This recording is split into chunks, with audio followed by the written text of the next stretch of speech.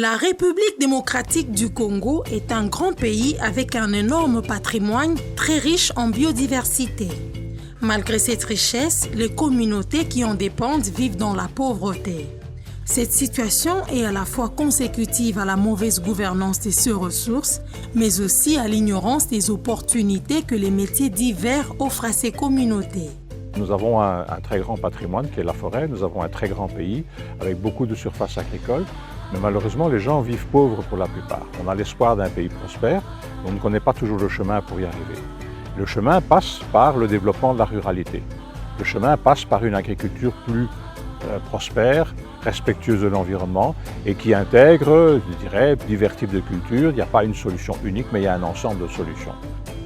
Ce jour-là, l'équipe des scientifiques et une vingtaine d'apprenants de l'école régionale post-universitaire d'aménagement et de gestion intégrée des forêts et RIFT, qui ont effectué un déplacement de Yangambi dans la province de la Chopo, ont visité la ferme-école de Nkandu dans le Congo central, à 120 km de la ville-province de Kinshasa. Ce choix est justifié par le besoin d'encourager la jeunesse à valoriser et à faire valoriser le secteur de l'agriculture, considéré comme l'un des secteurs promoteurs d'emplois verts. Ces étudiants sont allés palper du doigt les vraies réalités de l'agroforesterie dans cette zone, surtout dans le cadre de leurs cours pratiques. Le cours se donne en partie avec des interventions théoriques, mais également avec des travaux pratiques. Et nous sommes venus faire des travaux pratiques ici à Kisantu, dans de vastes paysages où l'arbre a quasiment disparu du paysage, où à perte de vue, les formations végétales naturelles ont laissé place à du manioc à perte de vue. Et donc, c'est l'endroit idéal pour documenter, décrire, observer les praticiens dans leurs efforts pour faire revenir l'arbre dans le paysage. Un sujet de joie pour le fondateur de ce centre qui a consacré sa vie à aider les jeunes et autres paysans qui n'ont pas pu suivre le cursus scolaire ou universitaire normal. Dans ce site ici, particulièrement, nous avons mis en place de divers modèles d'intégration. Le cas d'espèce ici, c'est l'intégration de la pisciculture sur pilotis, de telle manière que chaque activité puisse apporter un plus dans la gestion de notre activité. Et ce modèle permet aux apprenants, d'abord, d'arriver à mettre en place des stratégies de diversification de l'économie. En visite dans la ferme de Nkandu, ces apprenants ont renouvelé leurs connaissances sur l'importance de l'arbre dans la vie quotidienne. Nous avons pu faire des enquêtes au niveau des ménages. On a eu à remarquer que dans chaque ménage, on voit que les gens ont eu à planter des arbres. Mais ce qu'on a constaté aussi, c'est qu'au niveau des ménages, ceux qui ont eu à être des propriétaires sont ceux qui plantent plus les arbres. Par contre, les locataires n'ont pas eu le temps de planter. Il s'est trouvé aussi que dans chaque ménage, les espèces que les gens ont eu à planter sont des espèces fruitières, particulièrement le manguier, le safoutier, mais aussi des espèces comme papaye. Donc cela veut dire que la population a une préférence au niveau des espèces, particulièrement les espèces fruitières. Donc si dans le futur, on voudrait faire un projet, ce serait nécessaire, donc intéressant de veiller à cela.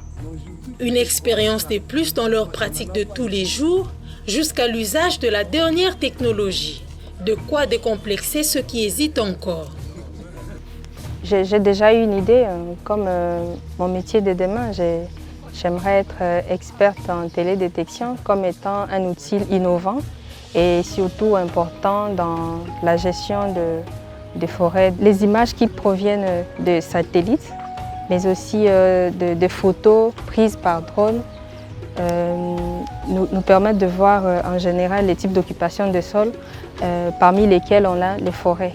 Et donc on sait voir, on sait quantifier les forêts, mais aussi les forêts qui existent, mais aussi les forêts qui sont dégradées.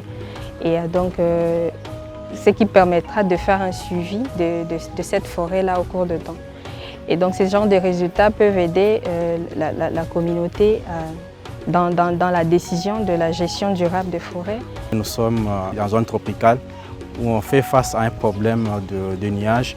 Donc il est plus compliqué chaque fois de trouver des bonnes images satellites avec moins de couverture nuageuse. Les drones sont aujourd'hui de technologies vraiment incontournables dans le suivi de la forêt. Il y a une loi qui permet d'attribuer à des communautés des forêts que nous appelons des concessions forestières des communautés locales dans le cadre de la foresterie communautaire.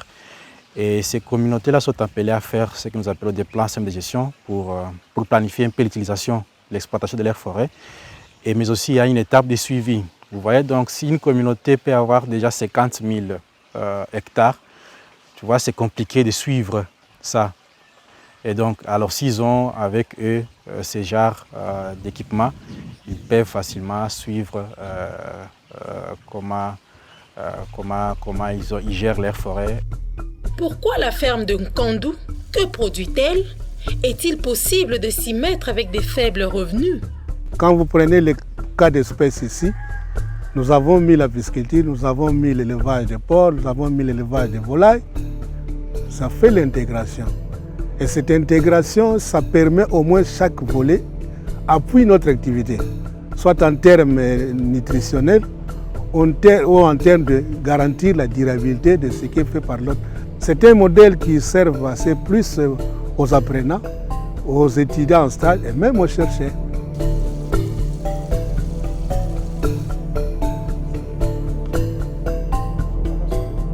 Quand vous regardez, on a associé des palmiers, des plantations de manioc. Tout ça, c'est un modèle qu'un ménage paysan peut s'approprier et vivre exclusivement de ces activités d'agro-pastorales. Mais c'est ce qui fait que ces modèles servent aujourd'hui comme outil de formation des communautés, des apprenants et même des étudiants qui viennent en stage. 25 années d'expérience, c'est plusieurs promotions formées à cet endroit.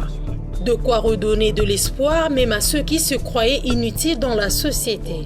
Vous avez là des jeunes gens, des pères de famille, des mamans de famille qui apprennent et qui aujourd'hui sont des modèles dans leur production agricole.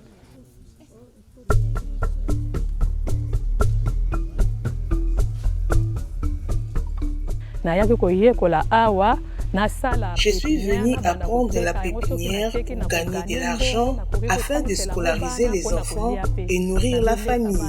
Il n'y a pas de sous-métier. Chez nous, vraiment, ça nous procure beaucoup de choses. Avec des techniques que je vais apprendre ici, je peux aller exploiter à l'extérieur ou dans mes parcelles, ou soit je peux produire des plantes et vendre.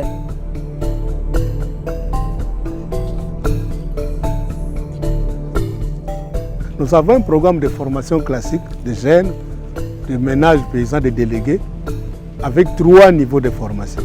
Là, nous formons des techniciens spécialisés en agro-pastoral. C'est-à-dire que les jeunes gens qui n'ont pas eu la chance de faire des études supérieures et qui ont fait peut-être 6 ans d'humanité, ou même il a commencé, mais n'a pas eu le moyen pour aller au-delà. Et ceux-là viennent sur une formation de 28 mois, pratiquement 3 ans.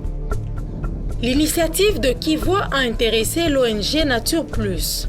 L'expérience de cette ferme intégrée pourrait faire l'objet d'un enrichissement des scientifiques de cette ONG belge. Nature Plus, en fait, c'est une ONG qui est intéressée par toutes les démarches expérimentales. Et c'est dans ces aspects expérimentaux que Nature Plus s'épanouit particulièrement. Nous synthétisons nos savoirs, nous synthétisons nos échecs et nos réussites, et nous tendons à les vulgariser. Les métiers verts regroupent les métiers traditionnels de l'assainissement et du traitement des déchets, de la pollution, de la production et distribution des énergies, de l'eau et de la protection de la nature. Grâce aux métiers verts, des milliers de personnes peuvent obtenir de l'emploi et se rendre utiles dans la société. C'est dans cette optique que Alain Huard a effectué cette descente en Nkandu dans le cadre de son film intitulé « Jeunesse, espoir de la forêt ». Nous voudrions inventorier dans tout le pays des solutions où on voit que les jeunes vivent mieux, on voit que les jeunes développent leur propre emploi, On voit qu'ils ont un niveau de vie qui est satisfaisant, ils voient qu'ils sont heureux de faire leur travail, ils ont une vraie motivation. Et pour ça, nous allons aller dans différents endroits. Nous commençons ici au Congo central, mais nous irons au Kivu, nous irons au Katanga, nous irons dans le Sud-Ubangi. Nous irons partout où c'est nécessaire et partout nous avons des solutions.